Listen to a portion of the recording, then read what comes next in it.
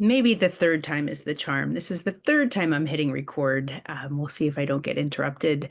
Greetings, super friends, and welcome to the Sacred News and Weather. As you can see, I'm back in my fabulous 70s treehouse, and it is back to school time. I'm just coming off of my trip to Hawaii, which was just glorious. I wish I were still there. It is back to school, and my kids are having these weird half days. So I'm coming in a little bit later. I just sent them off to soccer with our beloved caregiver, and I'm coming in probably with something quick today because I have places to go. I've got a board meeting and then a class tonight. So I did want to come in though and deliver a message to you. I feel like it's well, we'll let it stand. I'll let you decide what it is for you. But in my group program, the Earth and Ether Collective, we were talking in depth today about unconditional love, which we are wholly unused to as a population. We are used to what I would refer to as transactional love, where we give something and we expect to receive something in return. And in an ideal world, that would be lovely. But we were working with unconditional love of self and other. And we just had a really beautiful morning. We had about 2 hours together this morning, and it was so moving and so wonderful. And so it was with that frequency that I came into meditation for our collective. And I feel like the message that I received for us is relevant to this theme of unconditional love, but in a very different way than what came through in Earth and Ether. So I'm curious to see what comes through as I channel the full message for us today. I did draw some cards in the interest of time, and I will share those cards. Sometimes I don't draw them, sometimes they just come forward as I'm channeling, but today I very specifically drew some cards because I wanted to be as concise as I could so I could keep moving through my day. I am toying with the idea of doing some live card draws. It would involve a different camera. So if that's something you might be interested in, ping me, let me know, comment below and say, yes, I'm interested in like you pulling cards, Dana, and seeing what comes through as you channel versus my imagery that's coming through. So if that's of interest to you, I would love to know. I am really basing what comes through on this channel based on what I feel from you, and sometimes it's a feel, it's an energetic feel, and sometimes it's your actual comments and suggestions. So I'm open to receiving your energy and your input in whatever way it wants to come through. So come and talk to me. I love talking to you. I'm still spacious enough in my life that I can actually have conversations with my people. So come and have a conversation with me. Tell me what you like. Tell me what you want. Let me create and co-create with you in a more specific way. So I want you to know that as you tune into this channel, as you watch these messages, I am then able to pick up on your energy. And so the more you tune in, the more likely you are to see and find messages that are here for you.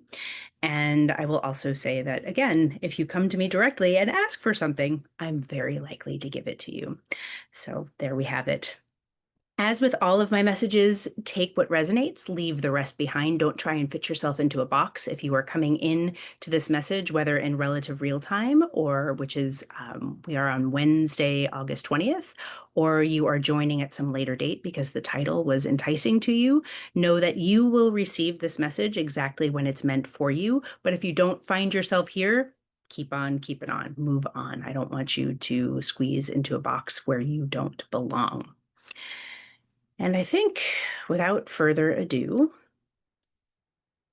trying to think, is there anything else that I need to say before I just begin saying? And I don't think so. So I'm going to just take a nice deep breath here, and I invite you to do so with me if that would feel good.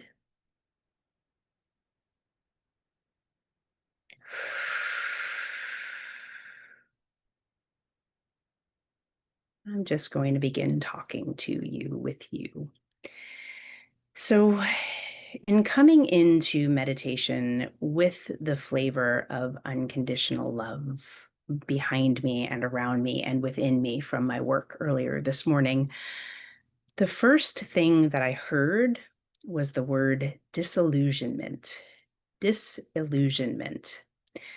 Now, the way I heard the word, but then I saw a very specific breakdown of the word. And for those of you that don't know the full degree of my geekitude, I had about 7 years of Latin. I had three in high school and uh, no, four in high school and three in college. And what I saw was my Latin professor from Dr. Shea from Fordham College at Lincoln Center breaking down the word disillusionment. And dis means, without or asunder. And illusion sat there for a moment. And the ment is men's, it is thought, it is masculine. So without thought of illusion.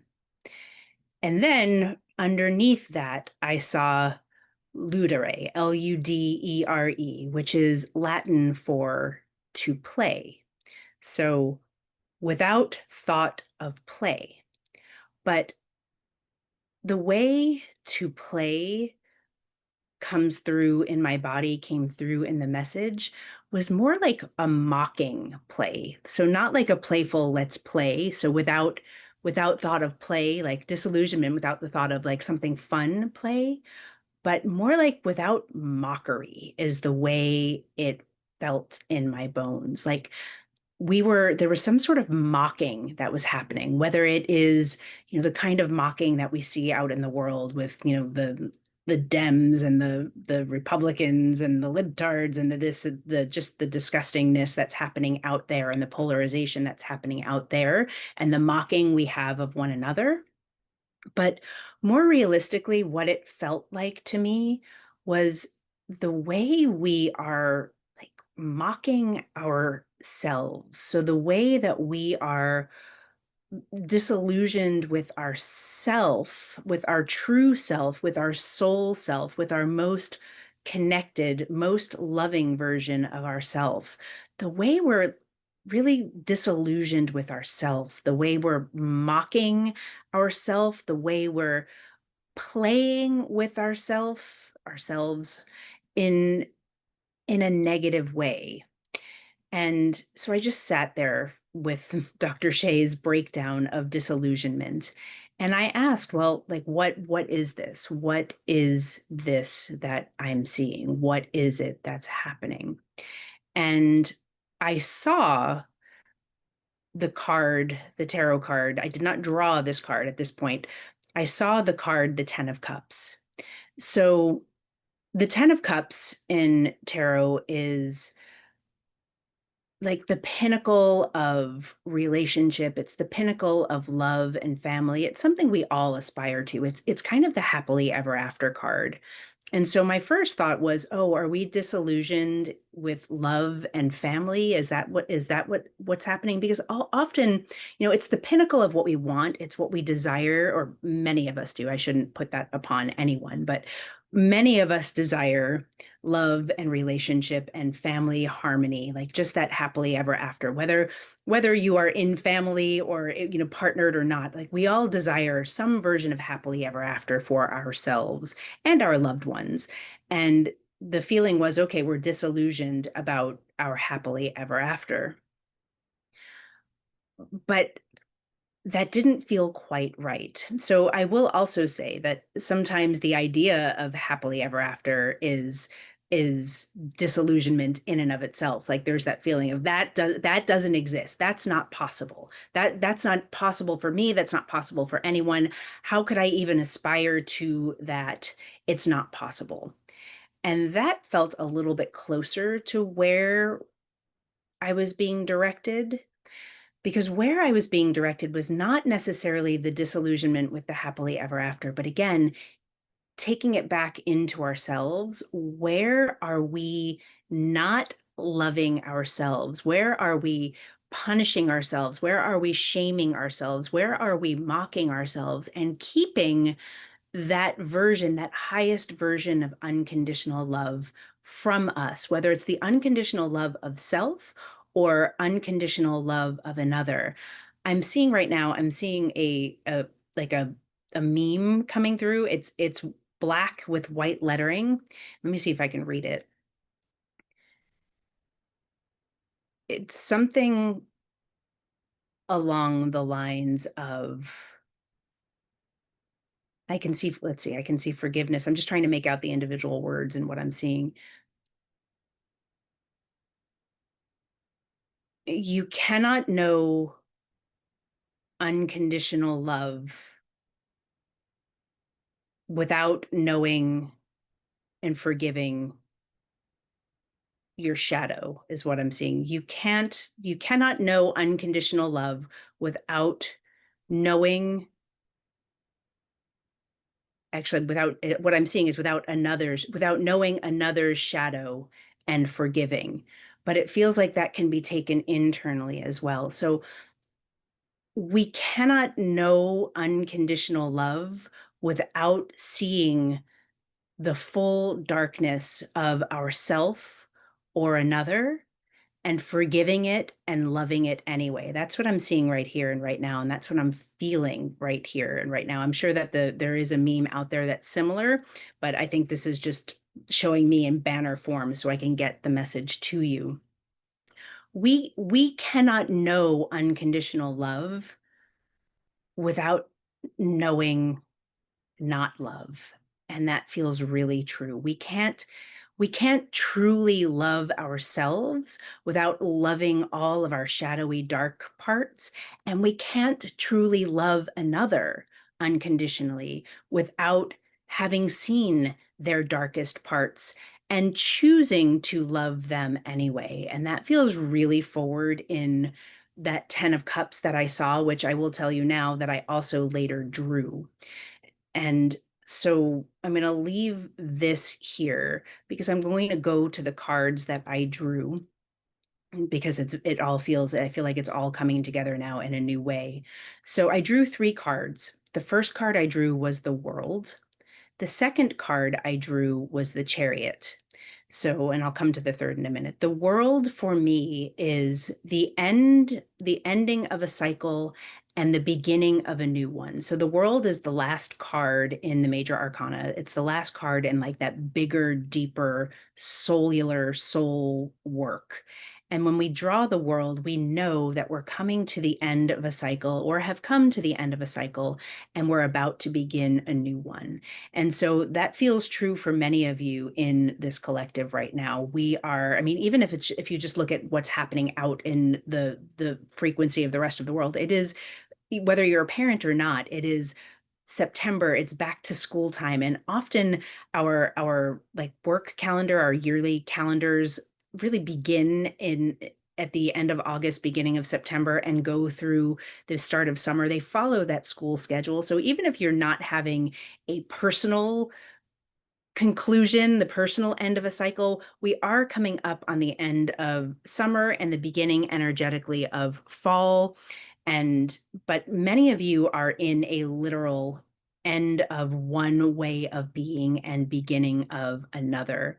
And the next card that I drew was the Chariot, which means like, okay, we're going forward. The Chariot is another major arcana card. It is the fastest moving card in the deck, meaning, okay, one cycle has ended, we've begun a new one, or we're beginning a new one, and we are like all systems go. We are moving toward our goal, whatever our goal is, whatever target we set for ourselves, we're moving toward it. And so it's like, okay, ending this, beginning new, here we go. And then the next card that I drew was the Seven of Wands, which is like, and I this came up, and I think our last reading or one before, where it's basically like the needle scratching across the record, the car skidding off to the side of the road to a halt, like putting on the brakes. Whoa, stop. So we concluded a cycle. We were beginning a new one. Here we we're going toward it. And nope, what happened? Why did we go grinding to a halt? Why did we come with, there was no crash, there was no like crashing halt. It was definitely a skidding to a halt. Like I could feel that forward momentum, and then the stop. Like we are stopping here. And again, I heard disillusionment. Like there is something we were excited, we were moving forward, there was forward progress, starting something new, starting a new job, starting a new relationship, starting a new phase of your relationship, starting a family. Maybe for some of you that just came through, like some of you were like, okay, we're going to start trying to create a family here, and now, oh no, we're not. Disillusionment. Something is happening in your own system that is causing you to turn on yourself or turn on your plan, whatever the plan was. We've become disillusioned. We're turning against something. Why? And at the bottom of the deck, after I drew those three cards, was that 10 of Cups, was that happily ever after card, that happy family, happy home, happy relationship card. So sitting with the energy of disillusionment, with that feeling of forward momentum, try that again, that feeling of forward momentum coming to a skidding halt, and feeling into the disillusionment about that happily ever after. What is coming forward now is this feeling of, for many of us, we have put outside of ourselves conditions that caused us to grind to a halt, or something outside of that plan and that forward momentum happened to grind everything to a halt, or something inside of you caused all of the above, right? So we have to know that we are co-creating our existence. So whether it feels like something outside of you, something outside of your control, like dropped in and caused everything to come to a halt, or whether something inside of you said, "Whoa, Nelly, we're not doing that anymore," or something, that sacred third, whatever that third thing could be, third, fourth, fifth, there's any number of variations on the theme in a collective such as this. Something happened Something happened to cause everything to come to a halt. And we're being invited to look at what that something truly is, not from the outside, because it would be easy to say, oh, it's this thing. Oh, it's the government. Oh, it's the school schedule. Oh, it's my boss. Oh, it's my Uncle Joe. Oh, it's this. We're being invited to turn inward to see where we are disillusioned with ourselves, with our own process, with our own self-love, our own unconditional love of self. Like where in our system, where in your system are you denying yourself love so that you are then in turn denying the external appearance of love. And for some of you, that is a relationship, but for some of you, it's a job. For some of you, it is really like, where am I turning on myself so that I'm not shining my brightest light out into the world? Like, where am I suddenly dimming my light? And that feels really potent for especially those of you who are doing work similar to what I'm doing, for the light workers who are watching, for the coaches who are watching, for the leaders who are watching. Where are you dimming your light because of something that you are not, something inside of yourself that doesn't want to be seen? Let me see if I can say this a little more eloquently.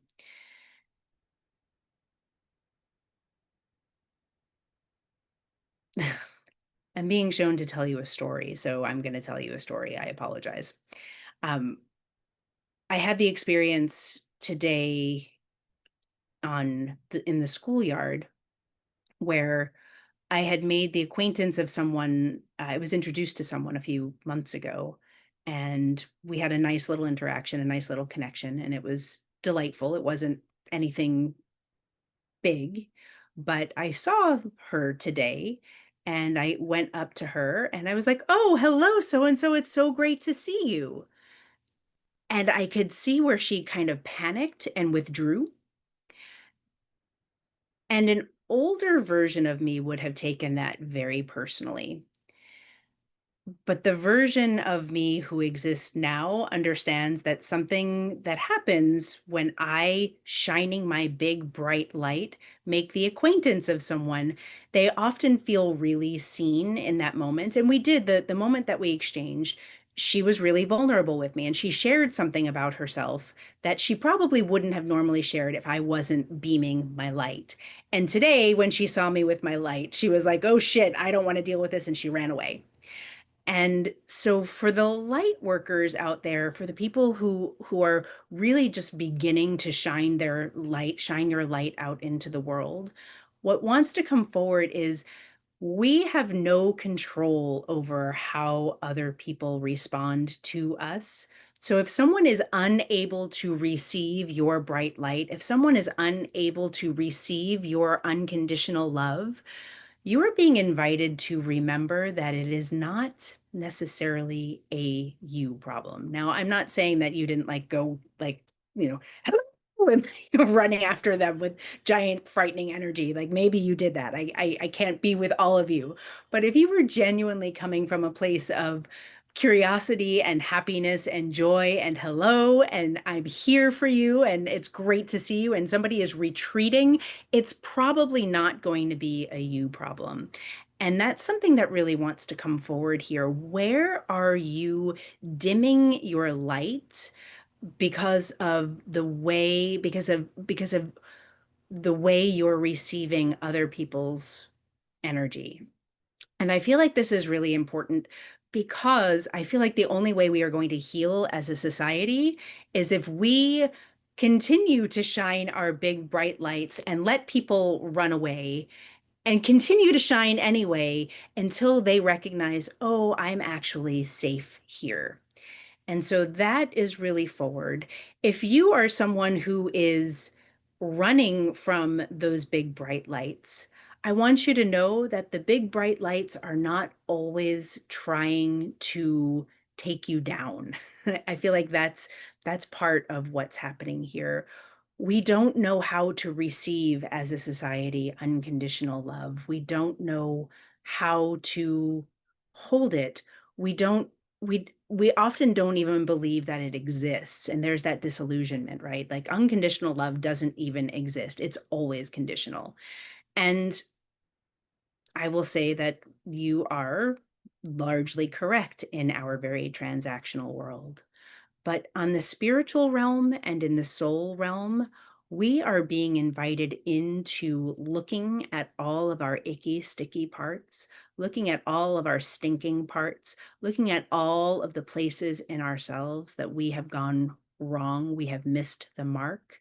And we're being invited to really beam our love into those places, beam our light into those places, and ask yourself, what like, what do I get by hating on myself?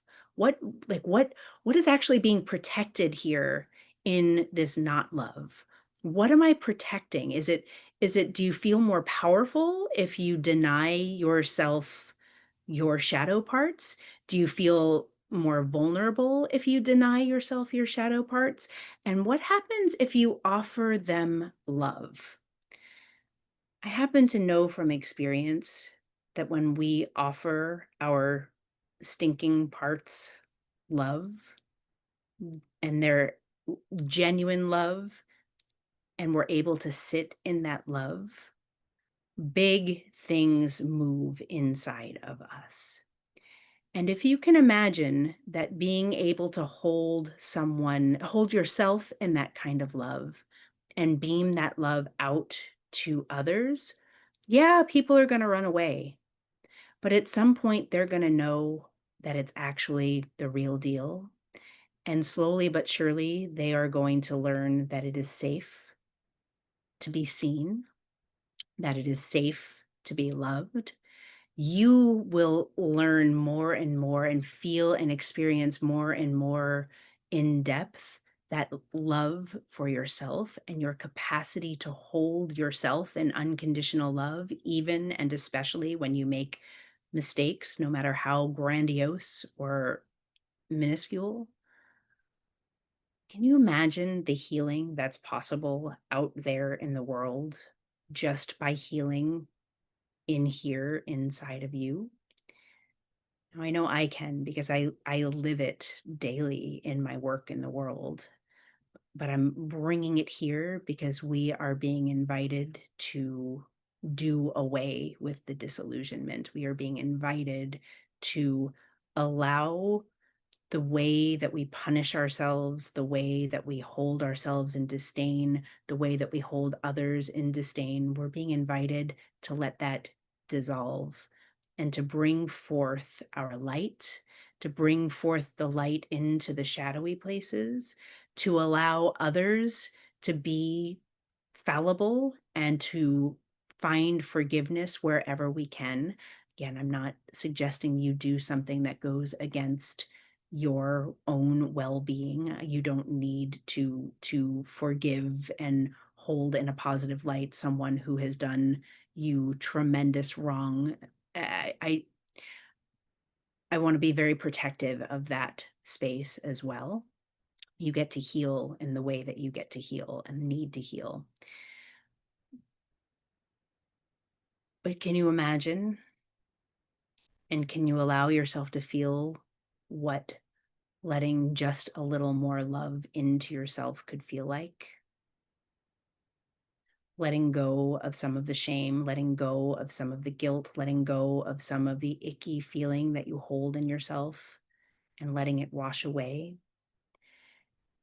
I feel like that is how we actually move toward a true 10 of Cups, how we move toward happily ever after in ourselves and out in the world, between us, among us.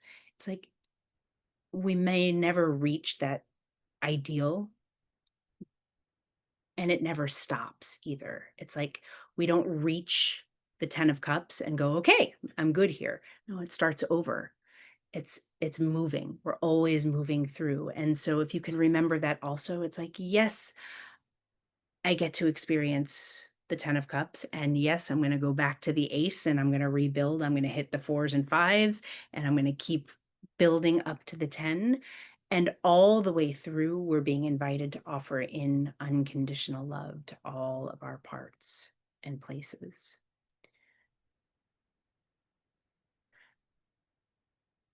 I'm hearing for some of you, just sitting with this today and journaling about where you are withholding love from yourself and where you are withholding love from another or others will be really a beautiful start to creating movement here.